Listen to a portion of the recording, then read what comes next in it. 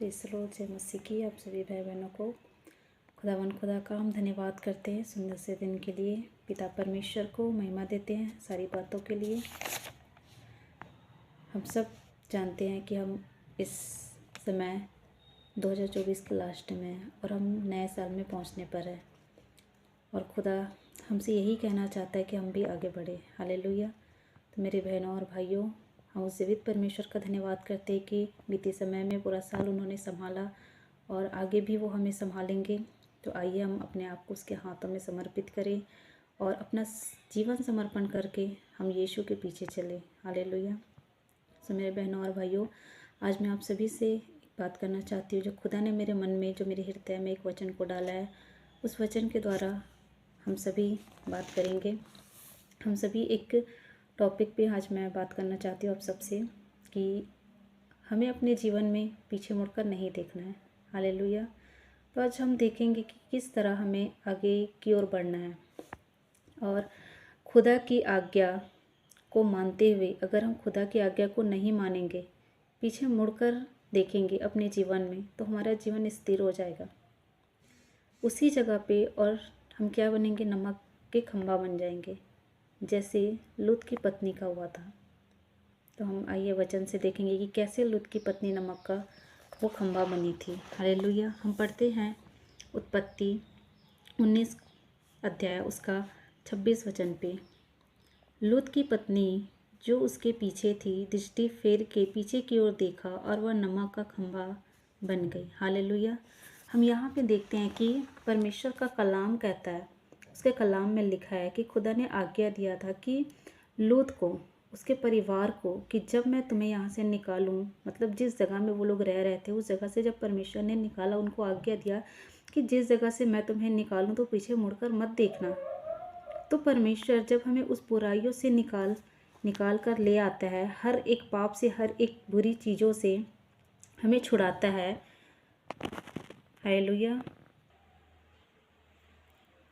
कर ले आता है और हर एक पाप से, हर एक बुरी चीज़ों से छुड़ाता, बाहर निकालता है। तो हमें पीछे मुड़कर नहीं देखना, चाहे वो कितनी भी लालच ही हमारे पीछे क्यों ना पड़ रहा।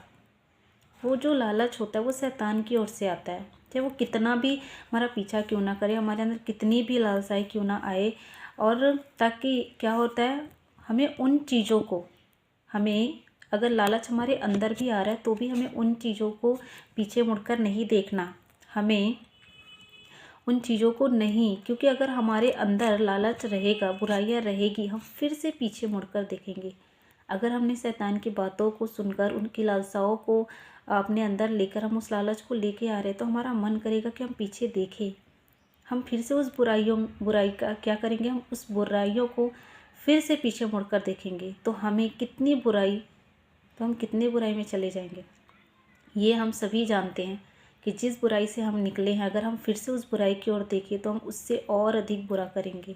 हालेलुया। क्योंकि बाइबल हमें बताती है कि जब हमारे अंदर से दुष्ट आत्मा निकल जाता है और फिर से जब वो वापस आता है, इस घर को सजा सजाया दिखता है, तो वो और अपने साथ 7 को और लेके आ जाता है। तो सोचो वो पहले से पिछला कितना बदतर होगा। तो इसीलिए हमें कभी भी उन लालच को देखकर, हमें अपने पास्ट को कभी भी पीछे मुड़कर हमें नहीं देखना। तो मेरे बहनों और भाइयों, अब देखिए कि किस रीति से हमें ये देखना है अपने आप को, कि किस रीति से परमेश्वर पिता हमसे प्रेम करता है और वो हमें बचाता है। हालेलुया। तो कैसे वो हमसे प्रेम करता है, हमें बचाता है, कि कैसे उसने लूत को आज्ञा दी थी कि वो पीछे मुड़कर ना देखे। उसने लूत को और उसके परिवार को आज्ञा दिया था कि वो पीछे मुड़कर ना देखे। तो मेरे बहनों और भाइयों, जबकि उसकी पत्नी का जो मन है वो उसी अभिलाषाओं में था और उसी संसारिक रीति में था, और खुदा का वचन कहता है जहाँ तेरा धन है वहाँ तेरा मन भी लगा रहेगा। हालेलुया। तो यहाँ हम एक चीज़ देखते हैं कि खुदा का वचन कहता है जहाँ तेरा धन है वहाँ तेरा मन लगा रहेगा, क्योंकि प्रभु ने इसी बात के लिए कहा कि हमारा मन, क्यों हमारे मन के लिए कहा। मन, शैतान जो होता है वो हमारे मनों में लालच देता है कि पीछे मुड़कर देखने के लिए, वो हमारे मन में बहुत ज़्यादा उत्सुकता हमारे अंदर वो लेके आता है, हमारे मन को इतना उकसाएगा ताकि हम उस उत्साह में आकर, उत्सुकता में आकर हम क्या कर सकें, पीछे मुड़कर देखें और लालच में फंस जाए।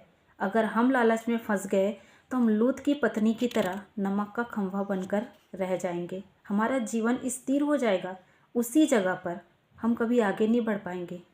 हालेलुया। तो हमें ध्यान देना कि हमारा मन कहाँ है। हमारा मन खुदा का वचन में है या हमारा मन इस संसार की अभिलाषाओं में है, जैसे उस लूत की पत्नी का था। तो जब वो लूत की पत्नी संसारिक अभिलाषा में, उसी अभिलाषा में पड़ी थी, तो क्या हुआ था, वो पीछे मुड़कर देखी और वो नमक का खंभा बन गई।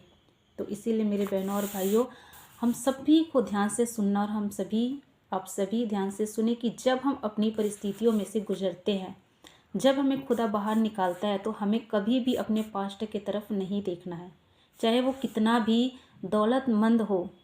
पास्ट हमारा कितना भी दौलतमंद हो, चाहे वो कितना भी, जो लव अफेयर होते हैं, जो बहुत सारे लोग ऐसे लव अफेयर रखते, वो बोलते हैं, बहुत सारे भाई बहन बोलते हैं कि इससे अच्छा तो मेरा पिछला जीवन अच्छा था, मैं उसमें बहुत खुश थी, इंजॉय कर रही थी, मेरे पास बहुत पैसा था, सब कुछ था।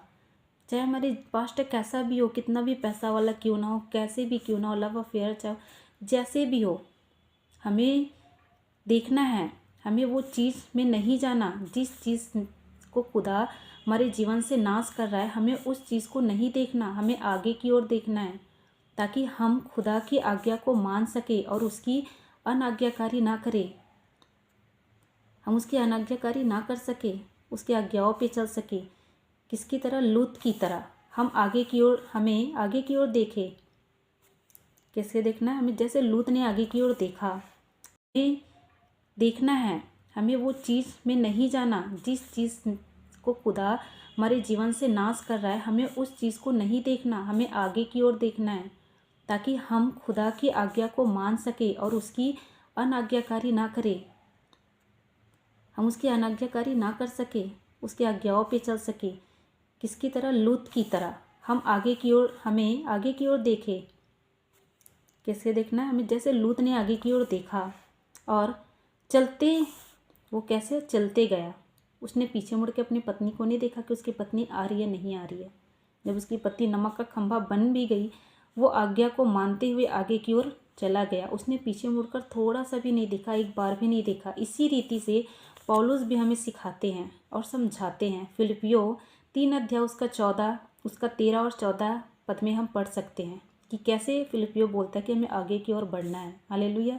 इससे पहले कि मैं वचन पढ़ूँ, आपको एक उदाहरण बताना चाहती हूँ कि जैसे मान लो एक हिरन है, हिरन की जो रफ्तार है दौड़ की, वो है 90 किलोमीटर प्रति घंटा। इस रफ्तार से वो भागता है। और शेर की रफ्तार है वो 60 किलोमीटर प्रति घंटा है, लेकिन फिर भी शेर उसका शिकार कर लेता है, फिर भी हिरन शेर के शिकंजे में आ जाती है।